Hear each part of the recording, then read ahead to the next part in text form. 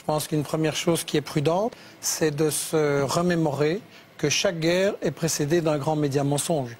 Quand les États-Unis ont attaqué le Vietnam, ils ont dit que c'est parce que 2 navires vietnamiens avaient attaqué leur flotte. Après, ils ont reconnu que c'était faux. Quand on a attaqué l'Irak, on a dit que c'est parce qu'il avait des armes de destruction massive, qu'il était complice d'Al-Qaïda ou toutes sortes de choses qui se sont avérées fausses. Quand on a attaqué la Yougoslavie, on a dit que c'est parce qu'il y avait un génocide au Kosovo. Un an après, j'ai eu un débat avec le secrétaire général, le porte-parole de l'OTAN. Il a dit ah non, on n'a pas dit ça, c'était faux. L'Afghanistan, on nous a dit que c'est parce qu'ils étaient responsables du 11 septembre. À chaque guerre, il y a un média mensonge. Après, on sait que c'est faux, mais le mal est fait. Et on sait aussi que ce sont des guerres qui poursuivent en fait d'autres objectifs et qui vont tuer beaucoup plus de gens que ce qu'on nous a dit. Je pense que ce serait important de prendre du recul, comme on vient de le faire, de remettre ça dans un contexte. Et justement, puisque vous m'avez fait l'honneur de m'inviter dans cette émission, qui est assez exceptionnelle, néanmoins, je pense que vous avez fait une erreur en m'invitant, parce que quand j'entends toutes ces choses-là, je me sens un peu un idiot. Ça fait déjà 10 fois qu'on m'explique la différence entre un bon arabe et un mauvais arabe. Et je dois être idiot parce que j'ai toujours pas compris. Quel est le critère pour l'Europe, pour les États-Unis, pour distinguer le bon arabe et le mauvais arabe? Si on songe naïvement, par exemple, c'est là où on organise des élections. Alors dans le monde arabe, il n'y en a pas beaucoup, effectivement, mais il y en a eu une. C'était en Palestine. Et qu'est-ce qu'on a fait? Le Hamas a eu 56%. Le cher président palestinien non élu ou pas réélu, qui est l'ami de l'Europe et des États-Unis, qu'est-ce qu'il a fait? Il a destitué le Premier ministre qui avait 56% et il a nommé un type qui en avait 2%. Alors là, on se dit, bon, ça c'est un mauvais arabe, il ne respecte pas les élections. Non, c'est lui le bon arabe et ceux qu'on a bombardés, c'est les Palestiniens parce qu'ils avaient mal voté.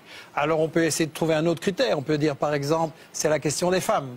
Et là, on peut dire, oui, le Hamas sur la question des femmes, pas excellent. Mais je me souviens, pour avoir été en Irak, justement, pour voir les conséquences sur la population civile des bombes que votre camp avait lancées. Je me souviens qu'en Irak, il y avait peut-être beaucoup de choses qui n'allaient pas, mais il y avait une éducation et des soins de santé formidables.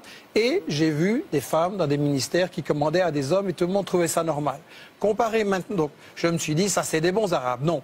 Les Irakiens, vous vous souvenez, Madeleine Albright disait, est-ce que ça vaut la peine que 500 000 enfants irakiens soient morts à cause du blocus et de l'embargo appliqué par les gens que vous admirez, les États-Unis, la France, etc. Elle a répondu oui.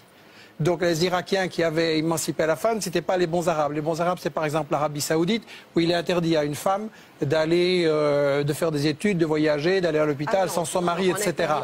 Eh bien, je voudrais, mais je ne vais pas vous interrompre, mais je voudrais continuer ce point pour montrer qu'on est complètement dans l'hypocrisie et dans le 2 poids et 2 mesures. Si vous prenez un autre critère, par exemple le terrorisme, en principe, un bon arabe, ça va être quelqu'un qui ne fait pas d'attentat. Pas de chance, il y a un certain Ben Laden qui a fait des attentats contre un gouvernement en Afghanistan sur lesquels on pouvait dire des choses, mais qui avait émancipé les femmes.